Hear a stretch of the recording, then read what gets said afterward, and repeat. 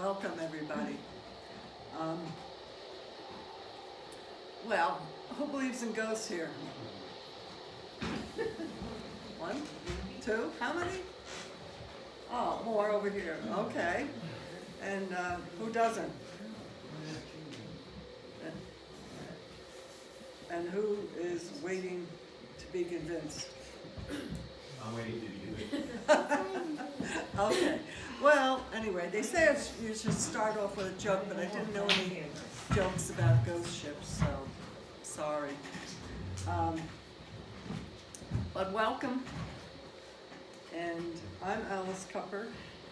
And you hold it like this or like this? Well, you want the light pointing Oh, down. okay. Now, we'll start off with way down south. You know where Chile is? Do you know where Chile is? No.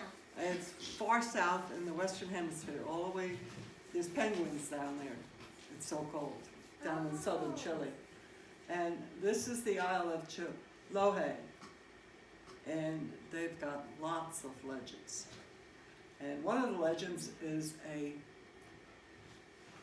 flying canoe. But the problem is, if you see the flying canoe, you die. So, no one's ever, I've seen them. no one's, been able to describe it or whatever because they didn't live to do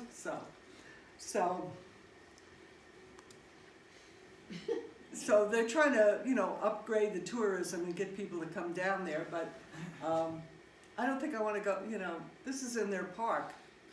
I don't think I want to go there, or to the next one.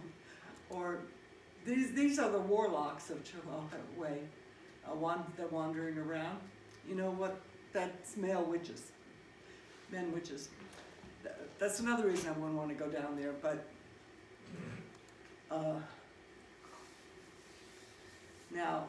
then this is another story. This is the Chiloé. Calalucci, rather. Where's the sound? Oh yeah, so fun. Oh, okay. It's got sound. This is a party boat. It circles the Chiloé Island every night, gathering up the souls of those who died at sea. And some of the legend is, what happened to the sound? I don't know. Up there, press the button. That's not how this works. Anyway, every night just circles around and it's a big party on the boat and singing, drinking, whatever. There it is. And Party song. people say from the shore they gradually see a light coming towards them and it gets closer and closer and bigger and then they start hearing music. And the music gets louder, and then this party ship comes around.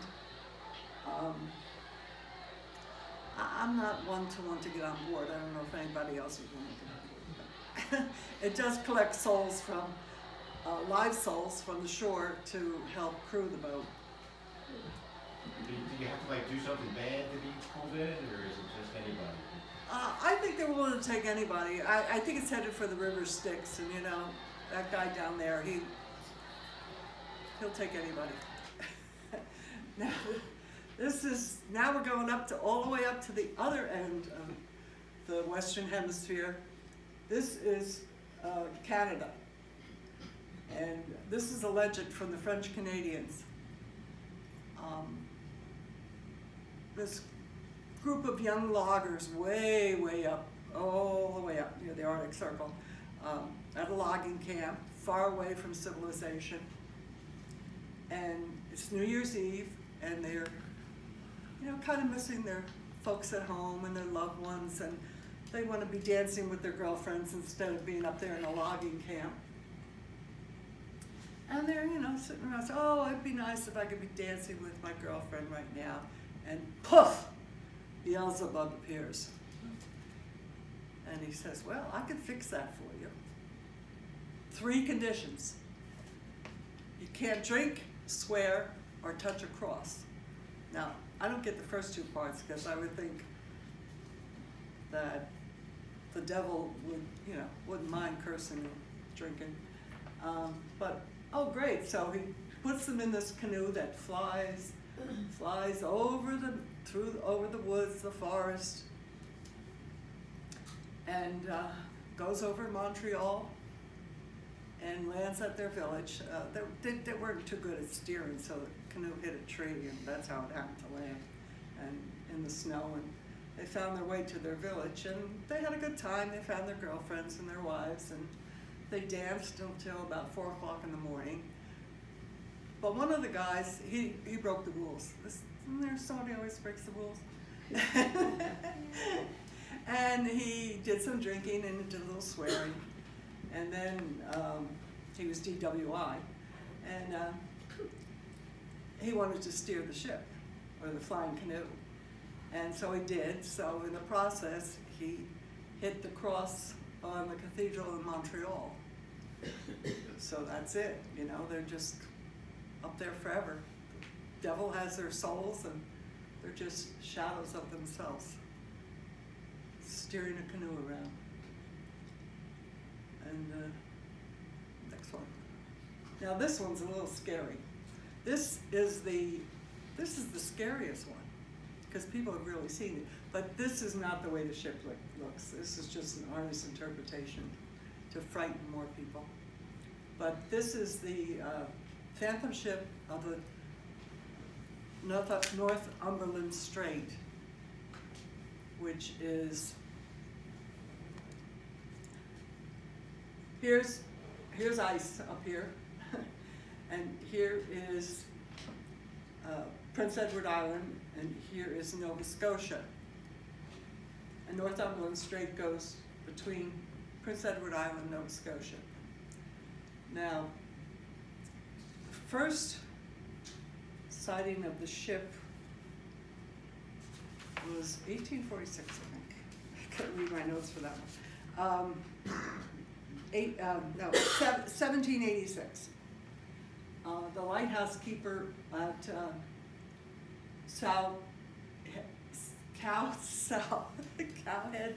Cowhead Light saw a ship coming out through the light, the fog, and it was a terrible gale, a terrible night, and it just kept coming towards the rocks, and all of a sudden it turned around, went into the wind, and disappeared.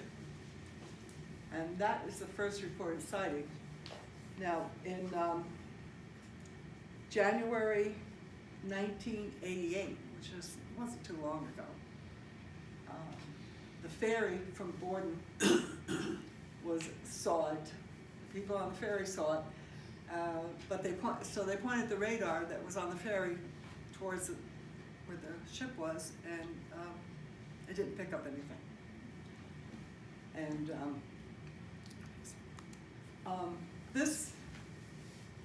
the story is so famous that the Canadians have a postage stamp, and this is what the ship actually looks like.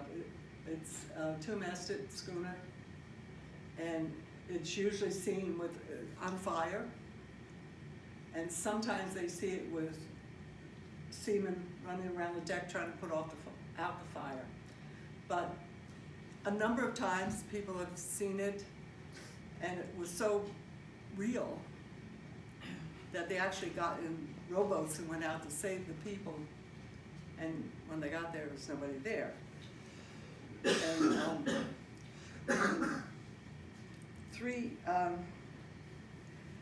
1965 in November, lady in Nova Scotia, St. John's, she's just washing her dishes, looking out the window, and she sees this light and it's coming towards her, and it's this ship on fire. So she called her neighbors, and they all ran out and they watched it for over an hour, and then it sailed away. And it happened again another night, 2 nights later. It showed up. Of course, she called her neighbors again. And word got up and down the coast, and there was a big traffic jam because everybody wanted to go out and see this ghost ship, and they watched it for an hour and a half. So I'm of the opinion it's real. you know, because there's so many people that saw it, it's gotta be real.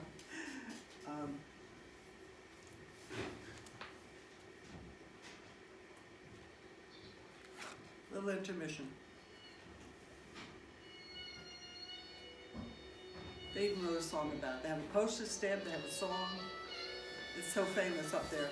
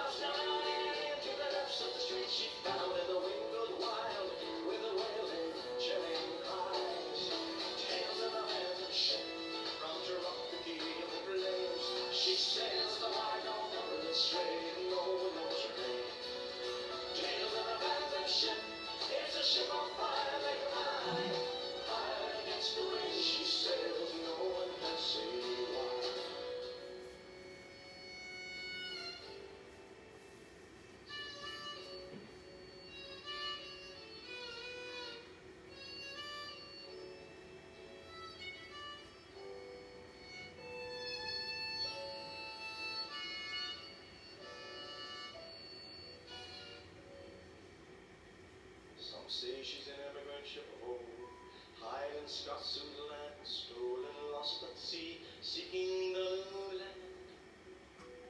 Or a ghostly American privateer who plundered innocent harbors here, cursed to sail the strait, forever damned. But an old man sang a song to me, 800 Acadian ground at sea departed, long ago from this here isle. He says they sail this choppy strait through time and tide they navigate, searching for the means to win their long exile. Tales of the phantom ship, from Cherokee to Grenades, she sails the wide North Cumberland Strait, no one knows her name. Tales of the phantom ship, it's a ship on fire they cry, high against the wind she sails, no one can say why. Tales of the phantom ship, from Cherokee to Grenades, she sails the wide North Cumberland Strait, no one knows her name. She sails the wide North Cumberland Strait, and will she sail again?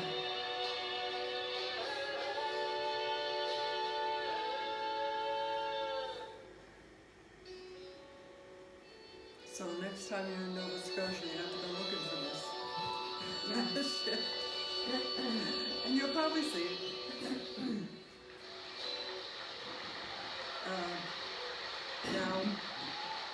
Now we'll go across the pond to England. This is England, and this is the Goodwin Sands, where the red dot is. And that's kind of a graveyard. There's probably at least 1,000 ships that have met their end there. But this was 1748. The Lady Lovibond set sail. The captain, James Reed, had just gotten married to Annetta, And to celebrate his wedding, they were taking this on a honeymoon cruise. They're going up the Thames River and then going to Portugal. And they were all down below deck celebrating, except for the bosun and first mate. And the bosun, he was also in love with Annetta, and he wanted to marry her. And so he was quite upset. And the more he heard them partying down below deck, the angrier he was getting, and he was getting angrier and angrier. And and he just took the helm and he steered right into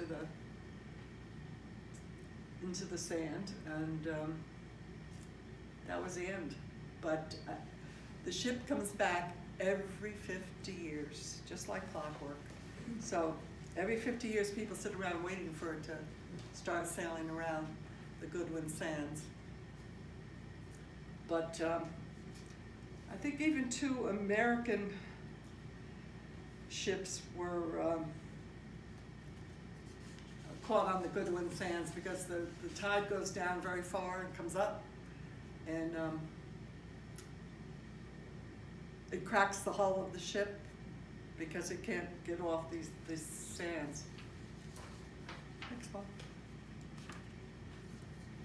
Well, there's probably a lot more ghost ships in England too. Now this is a picture of a local ship, the A.J. Meerwald. Are you guys familiar with that? It's New Jersey's tall ship. It's berthed down in South Jersey. But I'm showing you this picture because this is what the boat that is the ghost of the Navesink River would be looking like. It's it carried cargo. At one time, believe it or not, cargo moved up and down the Navesink River, carrying lumber up one way and vegetables and fruits down the other way to New York. And one wintry night, there was a terrible storm, and 1891, and old Pete, who was the bridge tender, at that time they had, it's the Oceanic Bridge, was wrought iron, and it was a swing bridge. And old Pete was the bridge tender on the midnight shift. And he brought along his nephew, Jim, and for company. And around midnight, they got hungry. It was lunchtime for them. And he forgotten his lunch, so he ran back to shore to get his lunch and left Jim alone. And Jim's looking around, and he sees a light coming through the storm, and the light's getting closer and closer and closer, and then he sees it's a ship, and he's waving to it, and he's flashing a lantern, and he's running back and forth up and down the bridge trying to stop, and the ship just keeps coming. So Jim is like, well, I think I remember how to open the bridge, because he'd watch old Pete do it a few times. So he opened the bridge, boat sailed, kept going, sailed right through, and he saw the name on it, said Laura Maps. And then old Pete comes running and he goes, well, why did you open the bridge for? Why did you open the bridge? He says, well, there was a ship. What do you mean there was a ship? Well, it was. And he kept going and went right through, after I opened the bridge. And it had a name. It had a name, Laura Maps. And Pete was like, well, the Laura Maps sunk here a few years back. A cold night, nasty night like this. He says, but old Pete said, I'm not going to put this in the logbook. I'll forget about it.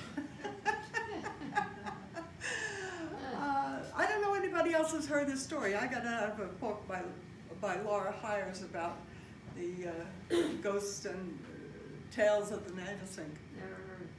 But I found I found mention of Laura. It was a real ship, and it's mentioned in the congressional record. So some night if you're bored, you can't sleep, turn to the Congressional Record of 1881, and you could read about it. Because at one time there was a big to-do about the fact that the Army Corps of Engineers was improving the waterway at the Highlands Bridge and caused the Navasink to silt up. So these schooners that carried all this freight up and down were getting run aground, so. Could you, is it Laura M-A? Maps, M-A-P-S, Oh, M-A-P-S, Yeah. Laura Maps. yeah. It was, as I say, the only place I found it other than this book was in the Congressional Record, and I think there was a letter to the editor in the Red Bank Register back in 1881 or something like that, which is mentioned in the Congressional Record. But, you know, you have to be ready to do a lot of reading to read the Congressional Record. Yeah. Okay, can you recognize this ship by this painting? It's a little hard, but that is the famous Flying Dutchman. And, I mean, you can see a little bit. In fact, I think this painting was done in 1881, and it might be in the Smithsonian.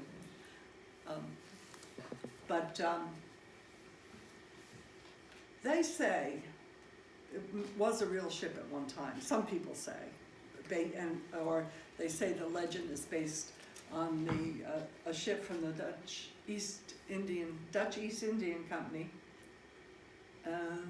based on one particular ship where the captain was very, very mean and nasty, but you know, who knows where but it has been seen frequently, and it has always portended doom. Somebody has always died or gotten seriously hurt after seeing it, and in fact, the Prince of Wales saw this. And I'll read you what the Prince of Wales logbook said. July 11th at 4 a.m., the Flying Dutchman crossed our bows.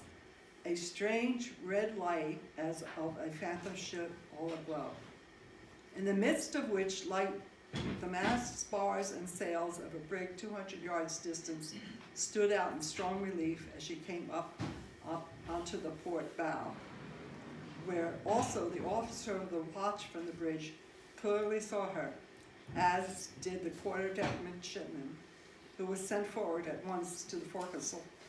But on arriving there was no vestige or any sign whatsoever of any material ship that was to be seen near or right away to the horizon.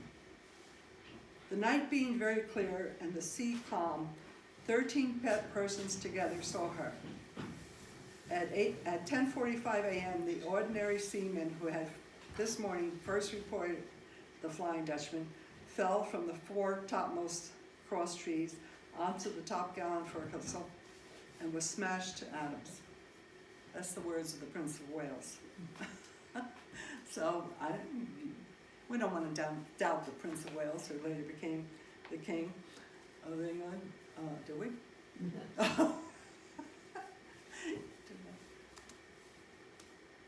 Oh, this is a, I hope nobody objects to heavy metal, but this is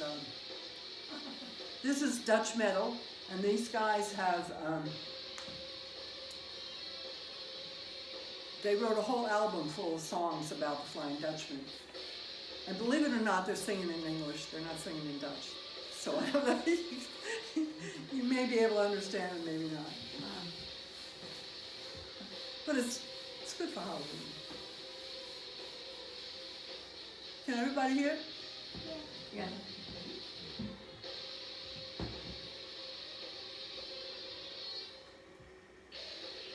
I mean, I think it's perfect for Halloween, right?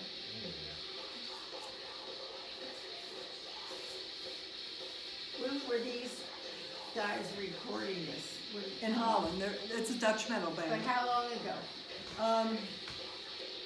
Maybe about 10 years ago.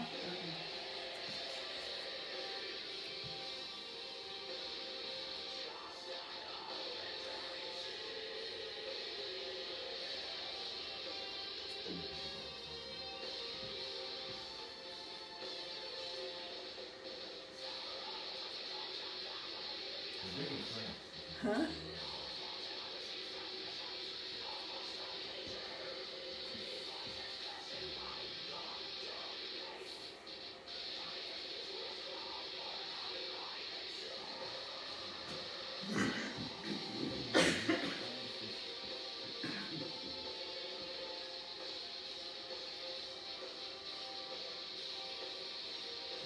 By the way, this I think this particular song is called Ship of Doom. This is the romantic song on the album.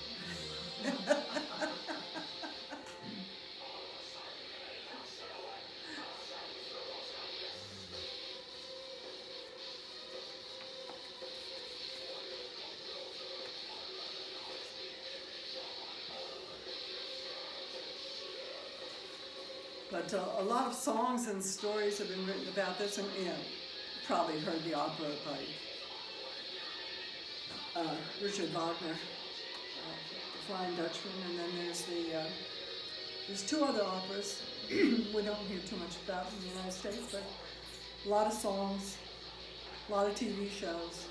Do people still see it? Yes, there's still people can you see it. Mm. Yeah. But I think most of it, you know, was 18th century, 17th, 18th century that there was a lot of sightings of it.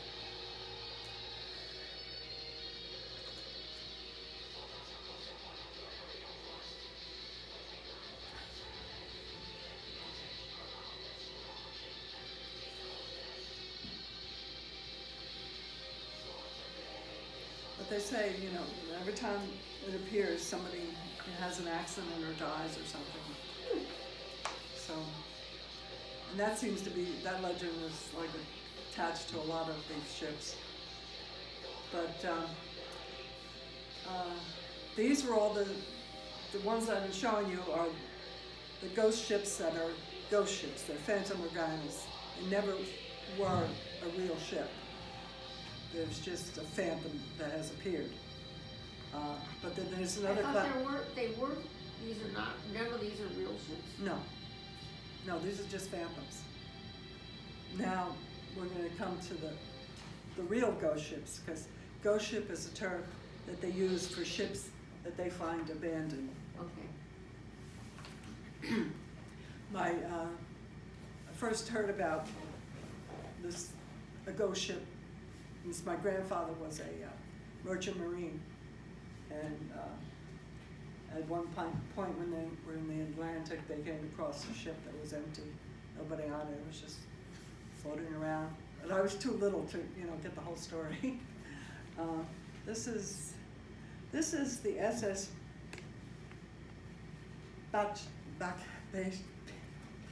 Beachina, and it still might be floating around. And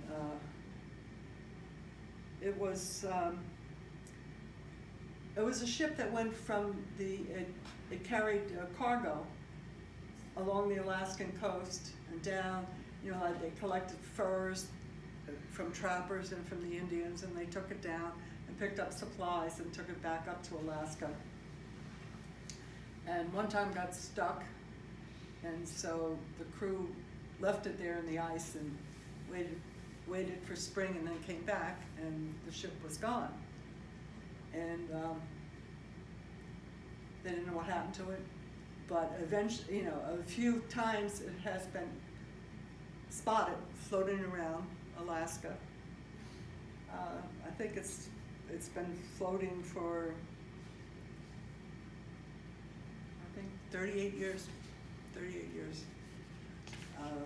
or more, and it gets, every once in a while somebody will see it, but it just keeps floating.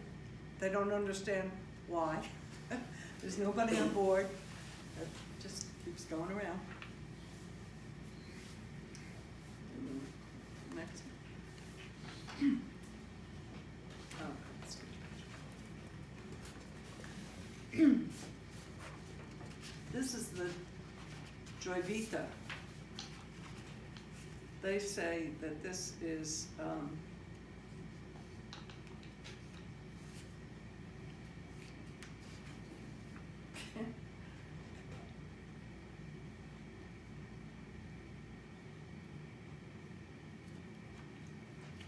sorry about that.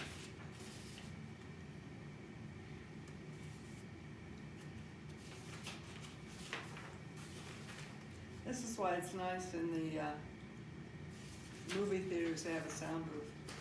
You can have light.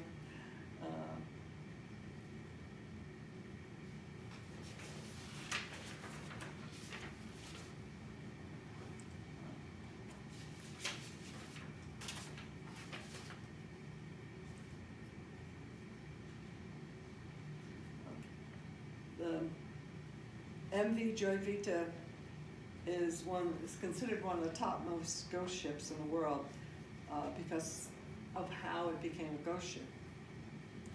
It was a merchant vessel carrying 16 crew members and 9 passengers in the South Pacific in 1955. Well, you can see it's not that old of a boat. The captain was so reckless that the voyage began with just one engine from the port of Samoa towards Tokelau Islands. The ship was seaworthy enough and capable of, buoyant enough to carry a big load of cargo. But still, it disappeared, and with absolutely no clue. The Royal New England Navy scoured the sea area and couldn't find it. Then it showed up off of Fiji, 600 miles away from her scheduled route. All the members, including the passengers, and 4 tons of cargo were missing. Now, there's a lot of conspiracy theories about that. But nobody could figure out what happened, but it's still floating around the Fiji Islands. And next. Pardon me, wanna try this one maybe? Might be a little bit better. Let's see, it's a little heavier though. It is heavier. Oh my gosh. How do you turn it on? It took me a minute too. Oh, it's fine. Okay, thank Yeah, you. you're welcome. Okay. This is the Carol Deering. She has, she's a schooner with 5 masts, so she was pretty fast. I don't know if you know about schooners, but schooners were great for cargo because of the gaff rigging. They could really sail close to the wind, and so they were fast. And of course, if you're selling cargo, selling something like coal or oil or canned goods or whatever to another country or somebody in another state, upstate, you wanted to get there fast and get your money. She was built in 1919, and each of the masts are 108 feet high. So that was high trees that they cut down to make those masts. This beautiful schooner had a life, it just lasted 2 years. In 1921, it was sighted aground off the coast of North Carolina. All 11 crew members are missing, and it's been a great mystery ever since. Nobody knows what happened to them. The Coast Guard ship Manning could not salvage it, and it was finally blasted with dynamite. They thought maybe the Bermuda Triangle got it, but President Herbert Hoover ordered the FBI to carry out a special investigation, and they still never figured out what happened to it. It was not damaged by any hurricane. There was no mutiny because none of the crew members were ever found. It was a slow vessel, unbelievably. I mean, it was slow compared to other schooners. So they know it wasn't used for smuggling liquor because the fastest schooners were the ones that smuggled the liquor. And the same year, another ship went down, the SS Hewitt, with 42 crew members, and disappeared the same way. No answer, nobody knows, just the crew disappeared and that was it. So, the next one.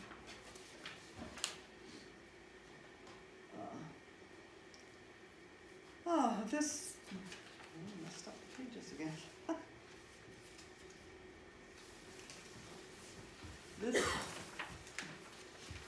This is considered one of the scariest ones.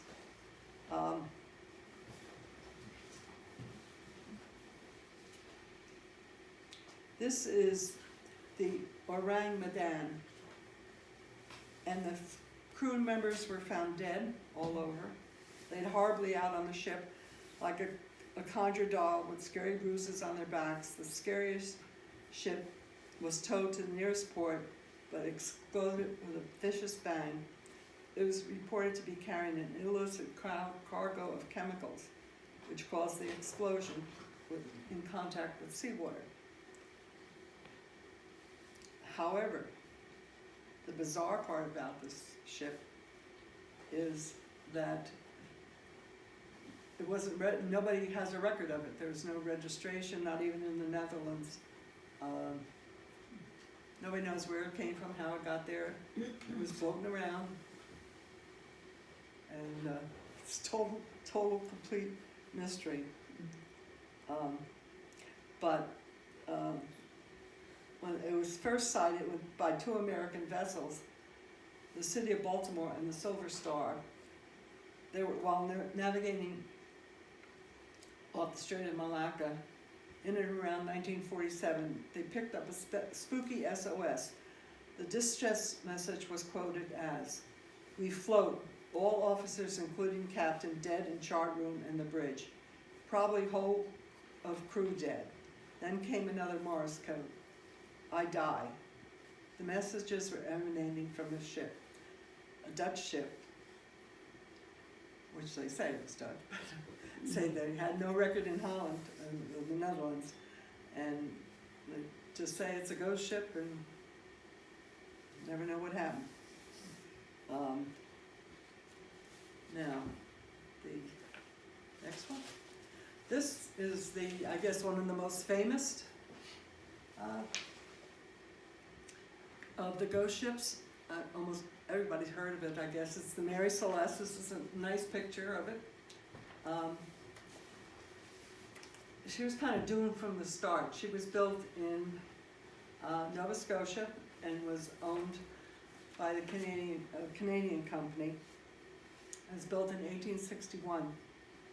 It's a half brig, and you guys know what a half brig is? No, yes. Well, a full brig would have square sails all over. A half brig has this and has gaff sail on the mainsails.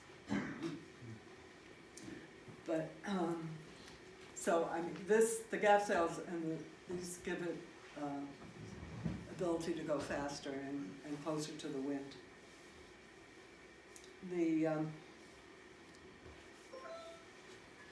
It was originally called the Amazon, and it ran into a few difficulties. It ran aground at one point, the captain died, and then after it ran aground, different people bought it. They were like flipping it, fixing it up and flipping it to another group of people, and this went on for a while. And then finally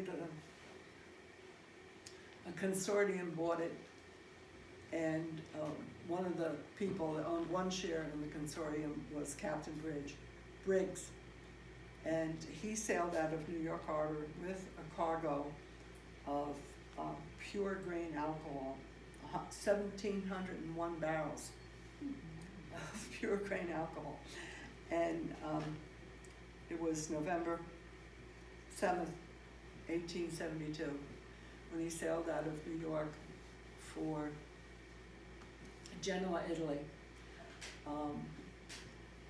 They used the pure grain alcohol to cut the wine, because America has the best pure grain alcohol, the best corn for making pure grain alcohol, and so they were selling it to the Italians to cut the wine. Anyway, the ship took off. About 5 days later, De Gracia, another ship, the captain, Morehouse, they were friends, they knew each other, and Morehouse knew that Briggs was setting sail, and Briggs' wife and 2-year-old daughter were on the ship with him, and that may take you back to the old superstition of, you know, women shouldn't be on board.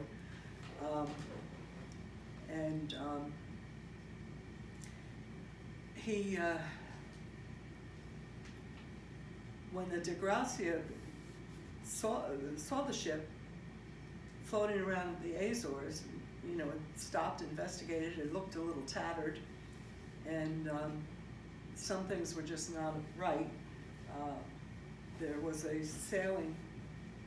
small sailing catch on board to use as a lifeboat that was gone, but the cargo was there, the logbook was there. They don't know what happened to the people on board. There was 11 crew members, and it was kind of battered. I have another slide that shows it a little battered. Yeah, this is more like what it was when they saw it. And so they sailed it to Gibraltar. Some of the crew from the De Gracia sailed it to Baltimore, and they had the Admiralty Court there. That's where the Admiralty Court is. And the captain of the De Gracia thought he was going to really get a good finder's fee, but the court suspected foul play, and so he only got about 1/6 of what he thought he was going to get. But the story went all around that they found everything in place, the table set for dinner, you know, but that wasn't true. There was some scratches, the boat was beat up, there was some water in the bilge, one of the pumps was dismantled, it was broken. And the Attorney General in Gibraltar, who headed the Admiralty Court, they said he was, his intelligence, his arrogance was inversely proportional to his IQ. So, and he wouldn't, he just wouldn't give, and he said there must have been foul play, and the other guy must have been involved, and so, but he finally let it go for salvage, and they let the cargo be delivered. But there were 9 casks of alcohol that were empty, and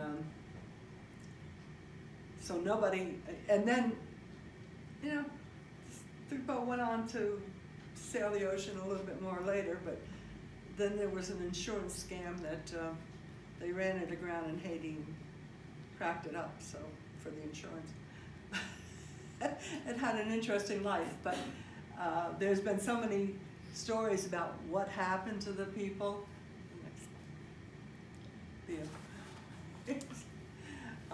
Here we have the monster that came and devoured them, and there was, it couldn't have been mutiny because there would have been signs of that. So, you know, they threw that one out. People have said, well, maybe there was a storm, but, you know, a captain would get in that little ketch with his family, and he'd stay on a ship, a seaworthy ship. They said maybe there was a tsunami, which happens every once in a while in the Azores when one of those volcanoes goes off. That doesn't sound right either. And some scientists did studies of the currents and all this stuff. And then the recent thing in, I think 1956, some scientist in New England, not New England, Old England, did an experiment where she sent butane up, lit butane up through a column and said, you see, it didn't leave any burn marks or anything, so this is what could have happened. There could have been an explosion and fire, and everybody got scared and jumped off the set. I don't believe any of that. I think it was an alien abduction myself. I think the Martians came down and got it. But it's called Mary Celeste, but so many books have been written based on the story, and movies, TV shows, what else? That and some of the books are, you know, really really way out, the basic premise, but you know, not really close to the story. But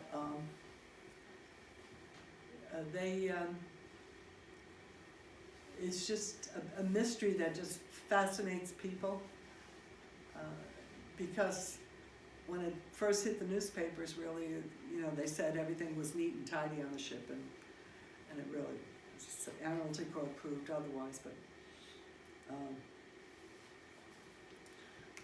I guess, can you start that? This is one, some of the versions are based on the fact that there was somebody on board that killed everybody else, like this movie by, and done in 1935 with Bela Lugosi. And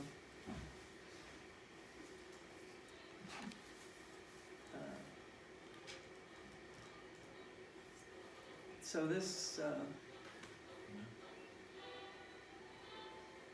surmises that there was a bad guy on board that caused the havoc. But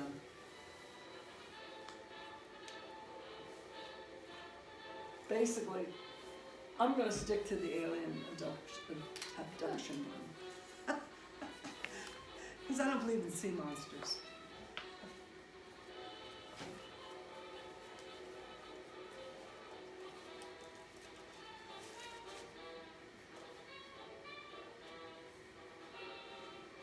But they really make a scary story out of it.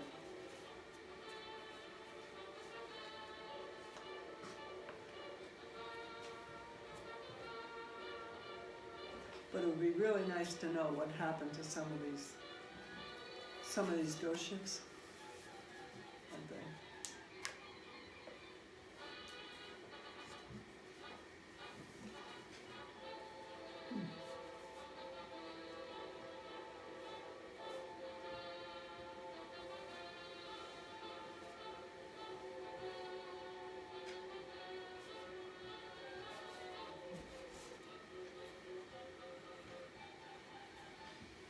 And they found no one on it, correct? No one on it. Right. Nothing.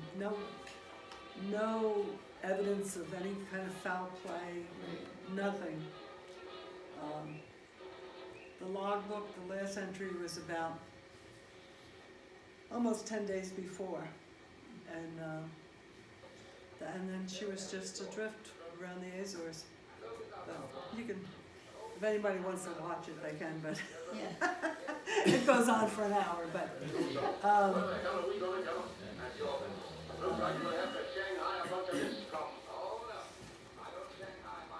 you can turn it.